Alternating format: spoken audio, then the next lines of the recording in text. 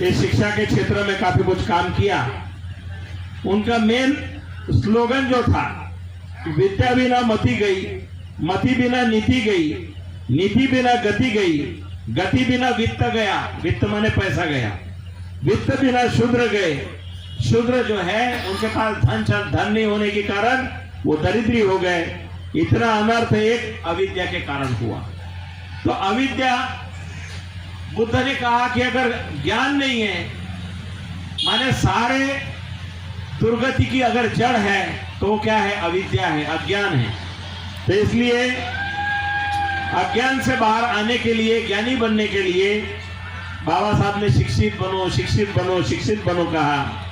संगठित हो, संघर्ष करो। 1873 में जो सत्यशोधक समाज की स्थापना की गई थी, जिसके द्वारा दो महाराजा जो है, बड़े बड़े महाराजा बन पाए सत्यशोधक समाज के कारण।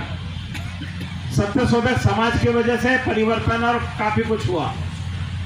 बड़ौदा नरेश सयाजीराव गायकवाड़, बड़ौदा नरेश सयाजीराव गायकवाड़ ने बाबा साहब को स्कॉलरशिप दी पढ़ने के लिए। जो कोई उस समय के गरीब और दबे कुचले बच्चों को, होनहार लोगों को विदेशों में पढ़ाने के लिए जो काम शुरू किया, कृष्णा जी अर्जुन केड़ुस्कर सत्यशोधक समाज के कार्यकर्ता, बाबा साहब जैसे ही चौथी क्लास पास हुए, माने मैट्रिक उस समय की, अंग्रेजी चौथी क्लास, तो बाबा साहब का सत्कार करने के लिए ये सत्यशोधक समाज के कार्यकर्ता थे कृष्णा जी अर्जुन केलुस्कर गुरु जी, जिन्होंने हाथों से लिखा बुद्ध चरित, उनको भेंट स्वरूप दिया बचपन में।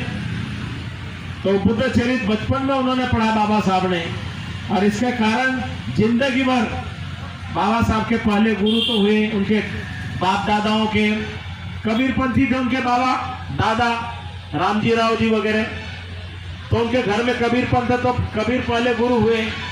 बाप बुद्ध की जीवनी मिली, भगवान बुद्ध दूसरे गुरु बने, और ज्योतिबा फुले के सत्यशोधक समाज का आंदोलन मिला। तो इसलिए ये तीन गुरु बाबा साहब के रहे, जिनके तीनों गुरुओं का मार्गदर्शन लेते हुए उन्होंने, बाबा साहब ने इस देश में संविधान लिखा और एक नई व्यवस्था दी है। तो उस जमाने में 1848 में लड़कियों का जो स्कूल पहली बार खोला है 24 सितंबर को, वो एक नई घटना थी बहुजनों के लिए। अगर उस समय ज्योतिबा फुले माता सावित्रीबाई को आगे नहीं करते, खड़ा नहीं करते, शिक्षिका बोल करके उसको नहीं बनाते, तो भारत में जो क्रांति हुई है शिक्षा के क्षेत्र में वो नहीं हुई थी। तो इसलिए ज्योतिबा फुले का योगदान बहुत बड़ा योगदान रहा है, और अंतिम सांस तक गुलामगिरी नाम का किताब लिखा। उनका पैरालिसिस हो जाने के बाद में बाएं हाथ से उन्होंने जो किताब लिखी, और अंतिम समय में उन्होंने बोला कि मेरा जो कारवा है ये कारवा बंद नहीं पड़ना चाहिए। तो सावित्री माई ने अंतिम समय तक इस कारवा को आगे बढ़ाते रही। 28 नवंबर 1890 को ज्योतिबा फुले ने अपना शरीर छोड़ा। उनका कार्य अमर है। और हंटर कमीशन, जब अंग्रेजों का जमाने में हंटर कमीशन आया था, उस समय ज्योतिबा फुले कंधे पर कंबल लगा करके, किसान का वेश बना करके जाके, और हंटर कमीशन के सामने जाके उन्होंने कहा था कि भारत में, मैंने उस समय हंटर कमीशन भेजा गया था इंग्लैंड की रानी की ओर से, तो उन्होंने कहा था कि अगर भारत में कुछ आपको अच्छा करना है तो एक कानून बनाया जाए कि जो माता पिता अपने बच्चों को स्कूल में ना भेजे, उनको कम से कम 6 महीने की जेल दी जाए। माने जो माता पिता अपने बच्चों को स्कूल ना भेजे, उनको 6 महीने की जेल दी जाए। हर व्यक्ति शिक्षित होना चाहिए, हर व्यक्ति को काम होना चाहिए, हर व्यक्ति को सम्मान होना चाहिए। ये हंटर कमीशन के सामने साक्ष्य दी है ज्योतिबा फुले ने। और उस समय अगर ज्योतिबा फुले की बात मान ली गई होती, तो यह देश सोने की चिड़िया बन गया होता।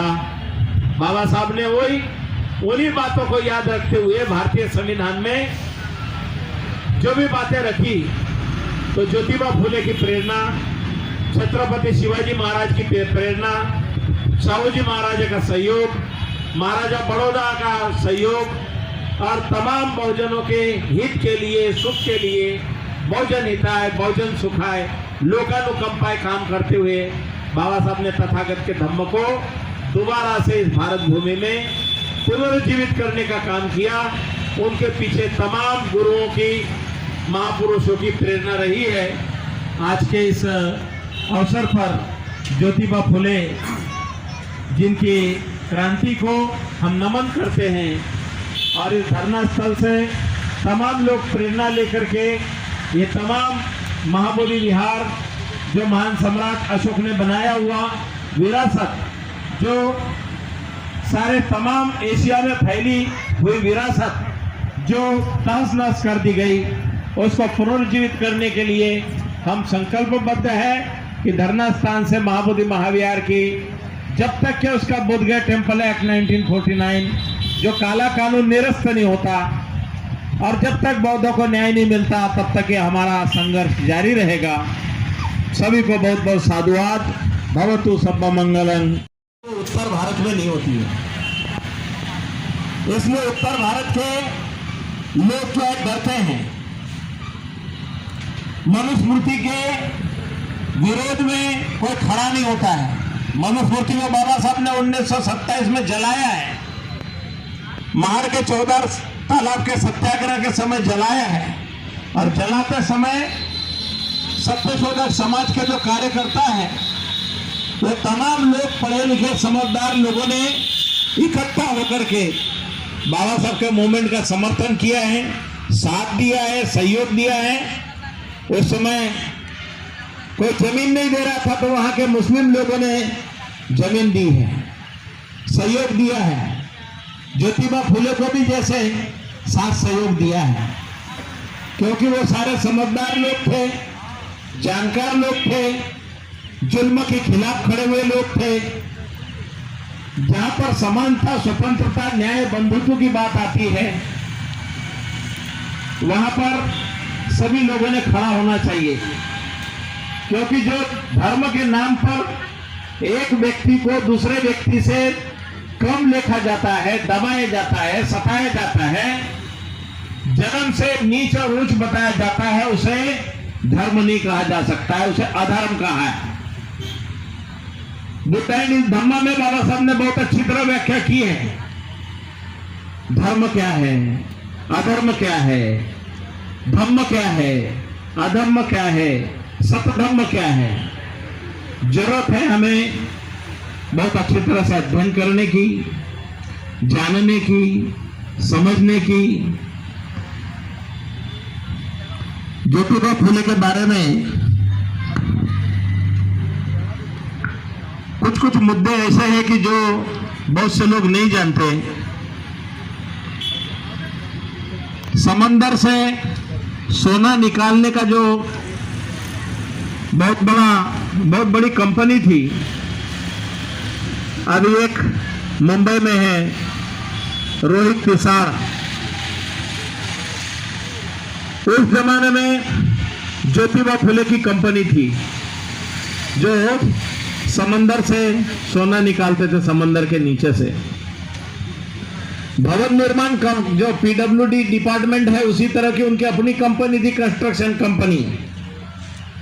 ज्योतिबा फुले की कंस्ट्रक्शन कंपनी ने आज जो विक्टोरिया रेलवे स्टेशन है मुंबई का, वो विक्टोरिया रेलवे स्टेशन का सारा बांधकाम उनका कंपनी ने किया हुआ है, ज्योतिबा फुले के कंपनी ने किया, जिसकी ईंटें आज भी 150-200 साल हो गए,